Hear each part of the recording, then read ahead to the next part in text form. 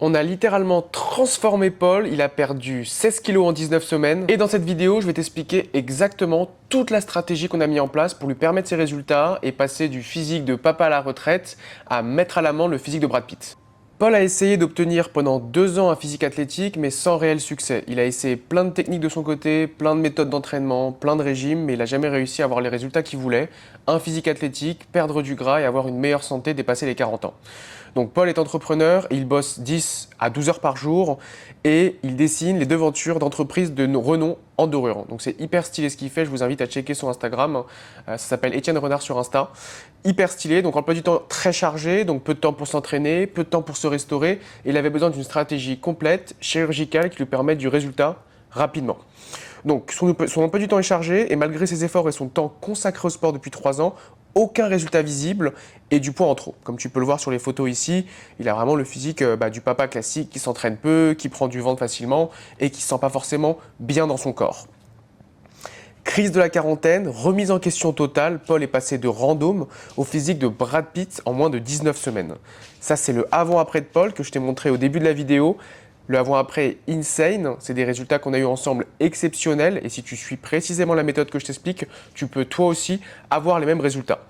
Donc 95 kg à gauche, 79 kg à droite, c'est exactement ce qu'il faut pour te permettre d'avoir un physique en pleine santé, une meilleure testostérone et plus de productivité au travail parce que tu seras plus en forme, tu seras moins fatigué le matin quand tu te lèves, moins de brouillard mental l'après-midi et plus besoin de consommer 50 cafés par jour.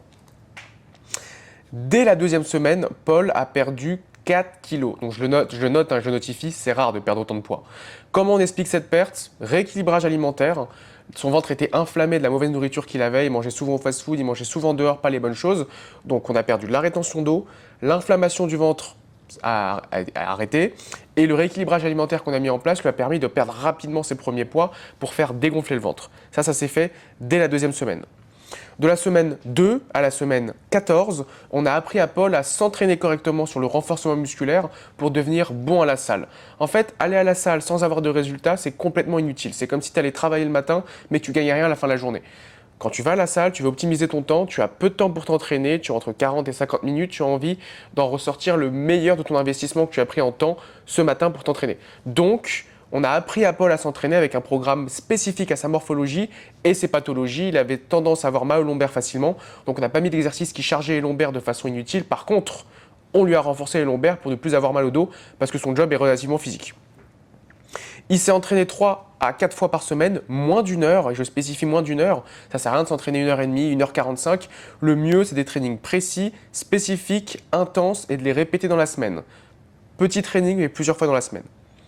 On a corrigé son exécution 3 à 4 fois par semaine, donc il m'a envoyé les clips de ce qu'il faisait à la salle pour que je puisse lui ajuster ses mouvements. Sur un tirage, lui dire « Paul, ton coude plus près du ventre »,« Paul, sur ton tirage vertical, il faut que la barre finisse sur ta poitrine ».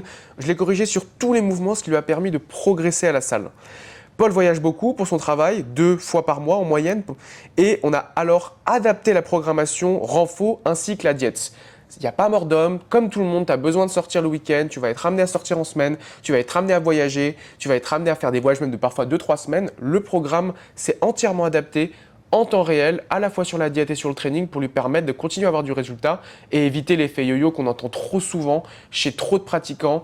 Ils perdent 10 kilos, ils en reprennent 10, ils perdent 10 kilos, ils en reprennent 10. Et si toi aussi c'est ton cas, que tu en as marre de cet effet yo-yo, n'hésite pas à réserver ton call gratuit personnalisé avec moi ou quelqu'un de ma team. On va t'expliquer exactement la démarche à suivre pour perdre du gras, prendre du muscle, créer un physique athlétique malgré un agenda chargé et te permettre de progresser sans jamais faire un yo-yo. Le plan qu'on a construit pour Paul, je te le mets là. Et dans cette vidéo, je te donne exactement tous les éléments qu'on a donnés à Paul pour que toi aussi tu puisses le répéter chez toi et puisses avoir les mêmes résultats. Donc le plan, il a été construit sur ses points faibles qu'on a analysés au début du coaching, le dos et les bras en priorité. Les bras, c'est quand même ce qui est cool quand tu as un polo ou une chemise de voir que ta petite manche, elle est trop serrée. Le dos, c'est ce qui fait la stature. C'était les 2 points faibles de Paul et ce ne sont plus des points faibles. Donc le lundi, c'était une séance upper. On avait les legs le mardi, parce que c'est le moment où on est encore frais dans la semaine. Le jeudi, on avait dos plus biceps. Et le vendredi, on avait pec plus triceps. Tu peux screen la séance, comme ça donnerait aussi une construction d'une séance bien faite par un bon coach qui a transformé des centaines de personnes. Donc la séance, à leur donner comme ça la semaine. Il y avait des semaines où il n'avait pas le temps de faire une des 4 séances. C'est pas gravissime. Tant qu'on a fait tous les muscles du corps, on se rattrape la semaine suivante. Pas besoin de culpabiliser, pas besoin de se mettre une pression de ouf. À partir du moment où tu manges mieux, tu as une constance sur le training, que tu arrives à avoir des résultats, t'es parfait. Faut pas se mettre le flingue sur la tempe en se disant putain, faut que je fasse 10 trainings par semaine, sinon je suis naze. Ça, c'est vraiment pas une bonne mentalité. Et la mentalité all-in, c'est exactement ce que j'explique à mes clients à ne pas avoir. Les personnes qui s'entraînent 100% une semaine et 0% la semaine d'après, on n'en veut pas, ça crée pas du résultat. 4. L'alimentation de Paul a été construite sur ses préférences. Et je le répète, le programme qu'on a construit, c'est adapté à sa vie et c'est pas sa vie qu'on a adapté au programme. C'est très très important de le connaître parce que si tu veux que ce soit indolore, les changements dans ta vie que tu entreprends, si tu as vraiment envie de changer, il faut que ces changements, tu puisses les mettre bout à bout, un à un, du matin au soir, sans que tu le sentes passer, sans que ça te demande un effort monstrueux. Donc si tu n'aimes pas t'entraîner à la salle, va t'entraîner dehors. Si tu n'aimes pas t'entraîner dehors, fais des cours collectifs. Si tu n'aimes pas les cours collectifs, fais de la boxe. Fais une activité physique que tu kiffes et mange des aliments que tu kiffes et tu verras, tu vas avoir du résultat très rapidement. Donc le matin, Paul, il n'aime pas déjeuner, il n'a pas faim, c'est pas grave. Cut le bullshit de oui, le matin, c'est pas bien, je déjeune pas. On s'en fout. Ce qui compte, c'est le total calorique, de se sentir en forme sur la journée et d'avoir tes apports sur la journée en protéines, en fibres, en glucides et en légumes. Donc, Paul, le matin, c'est café plus lait. Je te recommande le lait parce que le café, c'est assez inflammatoire quand tu bois ça le matin à jeun sans avoir bu d'eau. Donc, un peu de lait, c'est mis dans ton café. Et let's go. Donc, Paul, il passait sa matinée comme ça. Le déjeuner, c'était un quart de son assiette en glucides, un indice glycémique bas de préférence, donc du pain complet ou du riz. Paul, il aimait bien. 2 quarts de protéines, donc les protéines, il aimait bien soit les œufs, soit le poulet, il aimait bien aussi le thon, il se faisait des salades composées, et un quart de légumes, donc là les légumes, de préférence des légumes fibreux, mais sinon tu peux choisir les légumes de ton choix. L'après-midi, c'est un encas, donc un shaker de whey plus un fruit. Il prenait son encas soit pré-workout, soit post-workout en fonction de son appétit. Pareil, pas d'importance, le timing des nutriments sur les protéines, à quel point tu les absorbes rapidement, on s'en tape. Nous, ce qui nous compte à la fin de la journée, c'est que tu es ton total en protéines, en calories et ton total en calories, enfin tes calories soient respectées. Donc l'encas c'était whey plus fruits et le dîner. S'il mangeait dehors, il m'envoyait le menu pour qu'on puisse l'orienter sur le meilleur choix et qu'il puisse continuer à avoir du résultat sans exploser le compteur à calories. On souvent favorisé bar, dorade ou poulet avec des légumes et moitié de purée ou moitié de pommes de terre. Donc là, comme tu peux le voir, c'est la timeline, je ne mens pas sur la timeline de poids qu'on a perdu avec Paul. Nous, notre capacité, c'est de créer du résultat rapidement sans créer des changements drastiques dans la vie de nos clients. C'est des changements qui sont indolores. Donc si toi aussi, tu n'as pas envie de complètement bousculer ta vie, mais que tu veux du résultat, n'hésite pas à booker ton appel. C'est complètement gratuit et on va te permettre d'avoir des résultats rapidement. On va te donner une timeline, on va te donner un plan concret pour que dès la suite de l'appel, tu puisses démarrer ta transformation. Première semaine, 4 novembre, 95 kg, situation de Paul pas initiale. Semaine 19, 79 kg, situation clairement profitable parce que Paul a réussi à exploser son physique. Et une fois qu'on a perdu tout ce gras, on a permis à Paul de ne plus jamais reprendre. On a remonté un peu les calories, on a remonté un peu son poids pour pouvoir être à la fois sec et vivre dans un corps qui lui plaise sans se restreindre. Et ça lui a permis d'exploser son physique. La petite comparaison, moi, elle me fait trop kiffer. Son goal, c'était Brad Pitt dans Fight Club. Et en fait, tu peux le voir, il est devenu plus massif que Brad Pitt dans Fight Club à 40 ans. Comme quoi, n'importe quel challenge peut être relevé si tu es accompagné par la bonne personne, si tu as la bonne stratégie et surtout si tu as vraiment l'envie. Donc, moins 16 kg en 19 semaines. De la semaine 1 à la semaine 10, on a perdu 10 kg avec Paul. Il faut savoir que dans ta transformation, quand tu veux perdre du gras, les premières semaines sont là où on perd le plus de poids. On perd de l'eau, on perd aussi du gras, mais c'est les semaines les plus faciles. Par contre, c'est les semaines aussi où tu verras le moins de changements visuels. Les changements visuels, ils s'opèrent quand tu te rapproches de ton poids de forme. Donc, pour la petite info, en général, chez les hommes, un homme qui est normalement musclé, qui n'est pas un bodybuilder, il faut compter moins 10 par rapport à sa taille. S'il fait 1m90, son poids de forme sera 80 kg.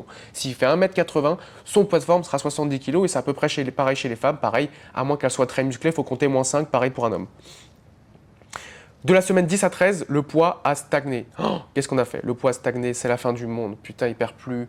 On arrête tout, ça marche plus. Non, ne réfléchis pas comme ça. Il n'a pas réfléchi comme ça, Paul, parce que j'étais derrière lui justement pour le rassurer. C'est normal qu'on arrive à un point de stagnation. Ton corps fait des adaptations métaboliques. Qu'est-ce qui se passe quand ton corps fait une adaptation métabolique? On baisse les calories ou on augmente l'activité physique. Donc nous, avec Paul, on a choisi d'augmenter le cardio et de baisser un petit peu les calories. Il aimait bien faire des runs dehors, ça lui coûtait rien de faire des runs. Ça développait sa dopamine, son endorphine. Let's go. On fait des runs, on augmente sa dépense calorique et le poids continue à chuter. 3 semaines de stagnation. Et de la semaine 13 à 19, on a perdu 6 kg à nouveau.